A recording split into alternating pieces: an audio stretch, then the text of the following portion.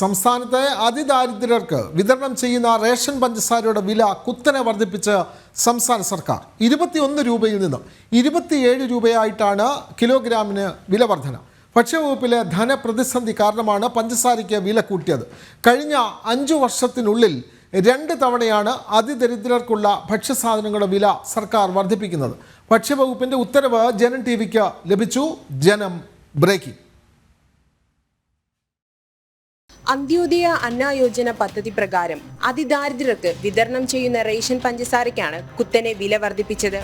21 രൂപയ്ക്ക് ലഭിക്കുന്ന പഞ്ചസാര ഇനി മുതൽ 27 രൂപയ്ക്കാണ് ലഭ്യമാവുക.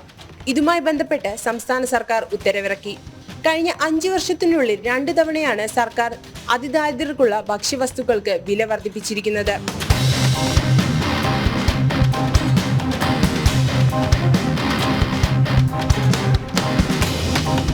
വരും നാളുകളിൽ മൊത്തമായി പഞ്ചസാര വാങ്ങുന്നത് ബാധ്യതയാകുമെന്ന് പറഞ്ഞാണ് വില വർധനവ്.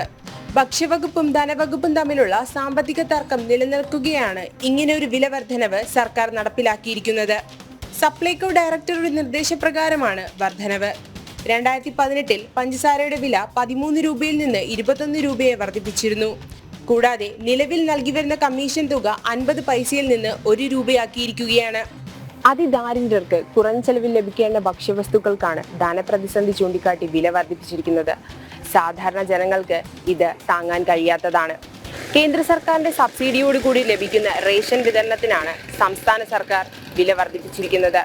ശ്രീനന്ദ, ജനം, തിരുവനന്തപുരം. വളരെ പ്രധാനപ്പെട്ട ഒരു വാർത്തയാണ് ശ്രീനന്ദ ഇപ്പോൾ നൽകിയത്. ശ്രീനന്ദ കൂടി ചേരുന്നു. ശ്രീനന്ദ, അതിദാരിദ്ര്യർക്ക് നമ്മൾക്കറിയാം റേഷൻ സാധനങ്ങളിൽ പഞ്ചസാര അവശ്യ ഘടകം തന്നെയാണ്. അവർക്ക് 21 രൂപയായിരുന്ന പഞ്ചസാരയുടെ വില കിലോഗ്രാമിന് അത് ഒറ്റയടിക്ക് 27 രൂപയാക്കി വർദ്ധിപ്പിച്ചിരിക്കുന്നു. അപ്പോൾ 6 രൂപയുടെ വർധനവ് 1 കിലോഗ്രാമിൽ.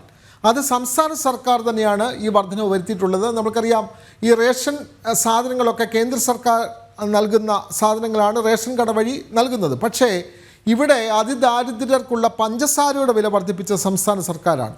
ഭക്ഷ്യവകുപ്പ് കടുത്ത സാമ്പത്തിക പ്രതിസന്ധി നേരിടുമ്പോൾ ഈ പാവപ്പെട്ടവൻ്റെ ചട്ടിയിൽ വേണോ കൈയിട്ട് വാരാൻ? അതായത് അതിദാരിദ്ര്യരുടെ BPL ലിസ്റ്റിൽപ്പെട്ടവരുടെ പഞ്ചസാരയുടെ വിലയാണല്ലോ ഇത്തരത്തിൽ കുത്തനെ കൂട്ടിയത്. ശ്രീനന്ദ.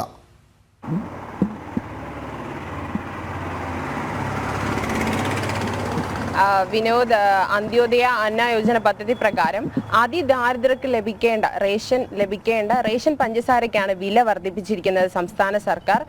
21 രൂപയായിരുന്ന പഞ്ചസാരയുടെ വില 6 രൂപ 27 രൂപയാക്കി വർദ്ധിപ്പിക്കുകയാണ് ചെയ്തിരിക്കുന്നത്. വരും നാളുകളിൽ പഞ്ചസാര ലഭ്യമാകുന്നതിനുള്ള ബുദ്ധിമുട്ട് കണക്കിലെടുത്തുകൊണ്ടാണ് ഇങ്ങനെ ഒരു വർധനവ് എന്നാണ് സംസ്ഥാന സർക്കാരിന്റെ വിശദീകരണം. നമ്മൾ ഏറ്റവും കൂടുതൽ ശ്രദ്ധിക്കേണ്ട ഒരു കാര്യം എന്ന് പറഞ്ഞാൽ ഭക്ഷ്യവകുപ്പും ധനവകുപ്പും തമ്മിലുള്ള തർക്കം തുടർന്നുകൊണ്ടിരിക്കുന്ന സാഹചര്യത്തിലാണ് ഇങ്ങനെ ഒരു നീക്കം സംസ്ഥാന സർക്കാരിന്റെ ഭാഗത്ത് നിന്ന് ഉണ്ടായിരിക്കുന്നത്. അതുപോലെ തന്നെ 2018-ൽ 13 രൂപയായിരുന്ന പഞ്ചസാരയ്ക്ക് 21 രൂപയാക്കി വർദ്ധിപ്പിച്ചിരുന്നു.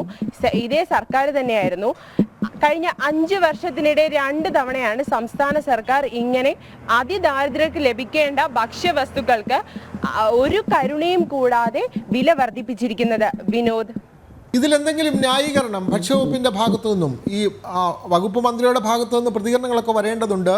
എന്തായാലും പഞ്ചസാര അവശ്യ ഘടകം തന്നെയാണ്. എല്ലാ വീടുകളിലും പഞ്ചസാരയുടെ ഉപയോഗമുണ്ട്.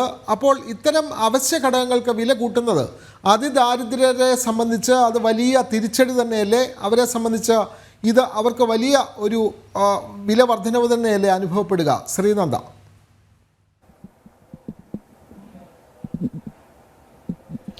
തീർച്ചയായിട്ടും വിനോദ്, സാധാരണക്കാർക്ക് ഇത് അവരുടെ വയറ്റത്ത് അടിക്കുന്ന ഒരു നിയമമാണ് സംസ്ഥാന സർക്കാർ കൊണ്ടുവന്നിരിക്കുന്നത്.